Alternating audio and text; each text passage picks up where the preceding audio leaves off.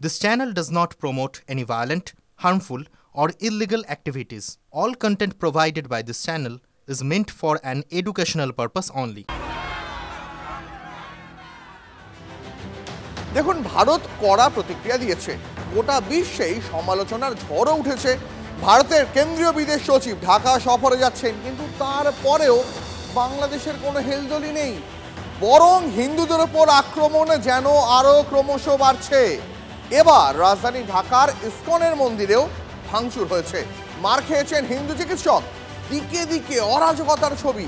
প্রশ্ন হলো, কট্টরপন্থীদের হাত খুলে দিয়ে আর কতদিন হাত গুটিয়ে বসে থাকবে ইউনূস প্রশাসন? আলোচনা হচ্ছে, সমালোচনাও হচ্ছে। বিশ্বের দরবারে নিন্দার ঝড় উঠেছে, কিন্তু বাংলাদেশ আছে বাংলাদেশেই। প্রতিদিন প্রতি মুহূর্তে পদ্মাপাড়ে আক্রান্ত হচ্ছে হিন্দুরা।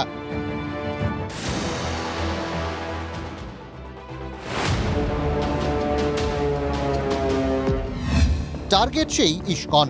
ঢাকার নামহট্টে একাধিক মন্দিরে কট্টরপন্থীদের হামলা। মধ্যরাতে রাধাকৃষ্ণ মন্দিরে ভাঙচুর, আগুন লাগানোর অভিযোগ। আর্লি মর্নিং আজকে সকালে 2টো থেকে 3টের মধ্যে দুষ্কৃতীরা আমাদের ঢাকা উপজেলাতে একটা ইসকনের নামহাট সেন্টার আছে, ওখানে ওরা পেট্রোল আগে ঢেলে দেয় আর পুরো মন্দিরে আগুন লাগিয়ে দেয়। তো ওখানে খুব সুন্দর লক্ষ্মীনারায়ণ বিগ্রহ, রাধাকৃষ্ণ বিগ্রহ আর যত জিনিস ছিল মন্দিরে, পুরো মন্দিরটাই পুড়িয়ে দিয়েছে। এটাই আমরা দেখছি কি রোজ রোজ এর ঘটনা কখন থামার নামই নিচ্ছে না। আইনজীবীরা আগেই আক্রান্ত হয়েছেন, বাংলাদেশে ছাড় পেলেন না হিন্দু চিকিৎসকরাও। সিলেটে পরেশচন্দ্র দাসের ওষুধের দোকানে তাণ্ডব মৌলবাদীদের। চিকিৎসককে বেধড়ক মার, লুটপাট। ওপারে চরম অরাজকতা, শুধু বাইরেই নয়, সংখ্যালঘুদের ঘরে ঢুকে হামলা করছে মৌলবাদীরা। মাতৃভূমিতে দাঁড়িয়ে নিরাপত্তা চাইছেন অসহায় মহিলারা।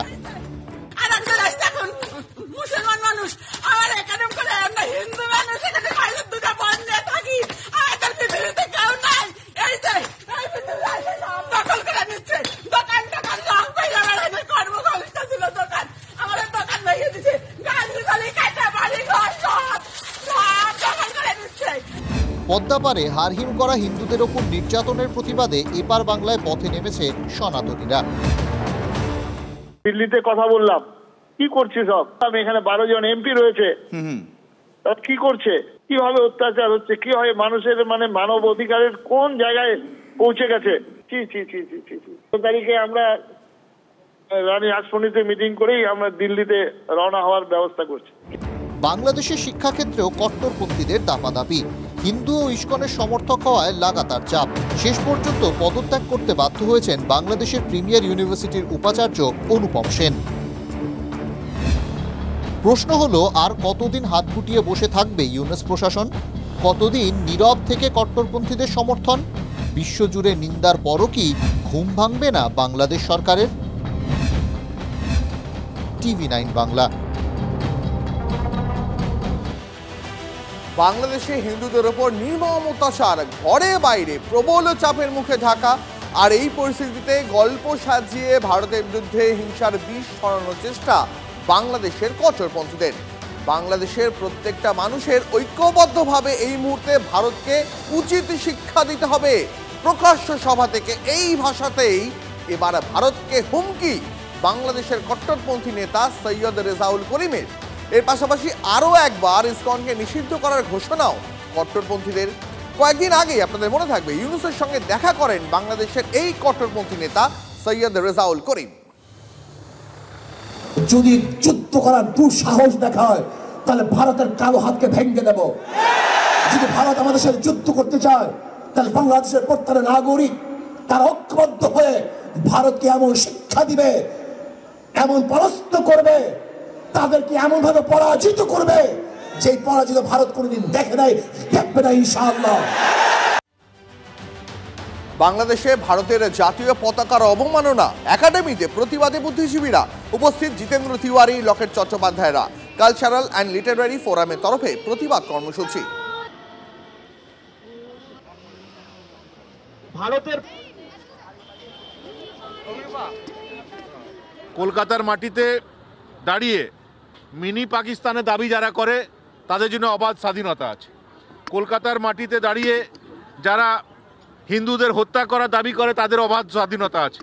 কিন্তু আমাদের প্রতিবেশী এক দেশ, সে দেশে হিন্দু সংখ্যালঘুদের উপর অত্যাচার হচ্ছে, তারা রবীন্দ্রনাথকে অপমান করছে, তারা আমাদের জাতীয় পতাকাকে অপমান করছে, তার বিরুদ্ধে কবিতার মাধ্যমে, সঙ্গীতের মাধ্যমে প্রতিবাদ করার স্বাধীনতা আমাদের থাকছে না।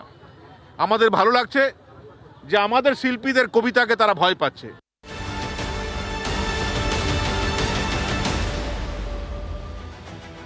ওপার বাংলার পর এবার এপার বাংলার খবরে নজর রাখতেই হবে, তার কারণ সন্দেশখালীতে আবারও সন্ত্রাসের হাড়হিম করা ছবি। এবার পুকুর থেকে হাত পা বাঁধা অবস্থায় এক তরুণীর দেহ উদ্ধার হলো সন্দেশখালীতে। তাকে ধর্ষণ করে খুনের অভিযোগ তুলছে পরিবার। বসিরহাটের ন্যাজাট থানার ঘটিহারা এলাকায় তীব্র উত্তেজনা। বাড়ি থেকে ছাগল চড়াতে বেরিয়ে গিয়ে নিখোঁজ হয়ে যান ওই আদিবাসী তরুণী। 3 দিন ধরে ওই নিখোঁজ তরুণীকে খোঁজা হচ্ছিল ড্রোন নামিয়ে। আজ কোমরে ইট বাঁধা অবস্থায় পুকুর থেকে তার দেহ উদ্ধার করা হলো। পরিবারের দাবি, ওই আদিবাসী তরুণীকে পরিকল্পনা মাফিক ধর্ষণ এবং খুন করা হয়েছিল এবং তারপর দেহ পুকুরে ফেলে দেওয়া হয়। সরেজমিনের ন্যাজাটে পুলিশ সুপার এসডিপিও, বসিরহাট জেলা হাসপাতালে এক্সিকিউটিভ ম্যাজিস্ট্রেটের উপস্থিতিতে তরুণীর দেহের ময়নাতদন্ত হয়।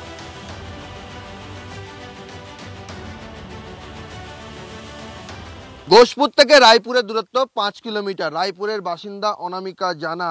ঘটনার দিন বুধবার দিন বিকেলে অনামিকা জানা এখানে কল থেকে জল নিচ্ছিলেন। সেই সময় তরুণী তার কাছে এসে জল খেতে চান। অনামিকা জানা আমাদের সঙ্গেই রয়েছেন। আর তরুণী আপনার কাছে এসে জল খেতে চায়, কি বলছে যে কাকিমা একটু জল দেবেন। তা আমি বলছি আমার কাছে বাটি নেই। তা বলছে যে হাতখানা কল পাম্প করে দিলাম, ও এরকম হাত দিয়ে জল খেয়ে নিল। আপনি কোন জায়গাটায় ছিলেন? আমি এইখানে ছিলাম। আমি এইখানে জল কল টানছি, কলছি ভরে এরকম ভাবে এরকম কল টানছিলাম। ওইখান দিয়ে জল খাইছে, খেয়ে ওই ধার দিয়ে চলে গেছে। হ্যাঁ, ওইদিকে দাঁড়িয়ে। কি ছিল তার পরনে? কি ছিল? কি একটা ছাই কালারের চুড়িদার। অত কি ছিল জানি, একটা চুড়িদার মতন ছিল, এইটুকুই জানি, আর কিছু জানি না। আর এখানে চলে গেল, হ্যাঁ হেঁটে চলে গেছে। কার কাছে গেল তা আমি জানি না। ওইখানে বাইক ছিল, কার কাছে গেল না গেল আমি কি করব। বাইক ওই কর্নারটার দিকে দাঁড়িয়ে ছিল, ও দেখলাম উঠি গেল নিজে আবার বাইক। কোন জায়গায় বাইক ছিল? ওই আমাদের শ্মশান ঘাটের ওই পাশে ওখানে দাঁড়িয়ে ছিল। হ্যাঁ। কজন ছিল বাইকে? একা মনে হয়। বাইকে কজন ছিল? বাইকে একাই একজন চালাচ্ছিল বাইক, সেই একজনই ছিল। একজন বাইকে ছিল, দুজন নয়। এটা বুধবার দিন করার সময় ঘটনা, 3টা 3:30 দিকে। তরুণী এই কলে জল খাওয়ার পর দূরে একটি বাইক দাঁড়িয়ে ছিল, সেই বাইকের ওপর একজন ছিল, বাইক চালাচ্ছিল। তার বাইকের পিছনে বসে তরুণী ঘটিহারা বলে একটি গ্রাম রয়েছে, সেই দিকে চলে যান। তারপর শনিবার দিন সকালবেলায় তরুণীর নিখোঁজ, তরুণীর যে দেহ, নিখোঁজ তরুণীর নিথর দেহ শনিবার দিন সকালবেলায় উদ্ধার হয় ঘোষপুর এলাকায়। তরুণীর যে বাড়ি তার অনতি দূরে যে পুকুর রয়েছে, সেই পুকুরে বুধবার দিন সন্ধ্যায় তন্ন করে তল্লাশি চালিয়েও তরুণীর খোঁজ পাওয়া যায়নি। ক্যামেরায় মাখন পাত্রের সঙ্গে সৌরভ দত্ত, টিভি 9 বাংলা, ন্যাজাট, রায়পুর।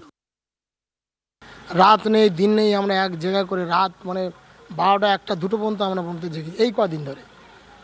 আজ হচ্ছে আমরা যেমন ওই গরু বের করতে যেতে হয়, গিয়ে যখন যাই তখন গিয়ে দেখে যে ওরকম কিছু একটা ভেসে আছে।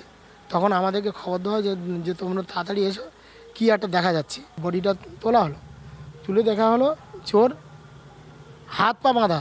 তখন আমি ভেঙে পড়ি যে এই মেয়ের শত্রু কি করে হয়। আমার মনে হচ্ছে আমার মেয়েকে ধর্ষণ করে খুন করে মার্ডার করে পুকুরে ফেলে দেওয়া হয়েছে। কি চাইছেন এখন? আপনার তো আরো একটি মেয়ে আছে। আমি আমার বড় মেয়ের ধর্ষণকারী বিচার চাই। নারী নির্যাতন চারিদিকে, বিচার আমরা কোনোটার বিচারে এখনো পর্যন্ত ভালো বিচার পাইনি। অভয়ার বিচার এখনো পর্যন্ত পাই। এই জন্য আমরা চাইছি, মহিলা কমিশনারকে জানাতে চেয়েছি। নারীর ব্যথা নারী বোঝে তো, এই জন্য দেখছি আমিও নারী, সবাই নারী, তাই অভিযোগ জানিয়েছি। কেউ বিচার পেল না। আবার সেই সন্দেশখালীতে আবার আমাদের এক আদিবাসী বোনকে কিভাবে তাকে ধর্ষণ করে খুন করা হলো, তাকে ধর্ষণ করে হাত পা বেঁধে তাকে পুকুরের জলে ডুবিয়ে তাকে খুন করা হলো। এরপরেও কি আমাদের রাজ্যের মহিলা মুখ্যমন্ত্রীর চোখ খুলবে না? কোথায় গেছে রাজ্যের মুখ্যমন্ত্রী? ওনার চোখে কি দেখতে পাচ্ছেন না, ওনার কানে শুনতে পাচ্ছেন না? প্রকৃত দোষী তাদেরকে আইনের আওতায় এনে তাদের প্রাপ্য শাস্তি দেওয়া হোক। তারা শাস্তি না পেলে সন্দেশখালী তথা গোটা রাজ্যের মা বোনেরা আবার আন্দোলনে নামবে। অন্য রাজ্যে, বিজেপির রাজ্যে পরের পর এই ধরনের ঘটনা চলছে। পশ্চিমবঙ্গে অনেক কমেছে। পশ্চিমবঙ্গে 62 দিনের মাথায় ফাঁসির সাজা হয়। তো এরপর যদি কোনো সামাজিক অপরাধ হয় পুলিশ ব্যবস্থা নেবেন এবং তার পেছনে আর কে কে আছে, কি আছে সেগুলো পুলিশ খুঁজে বার করবে।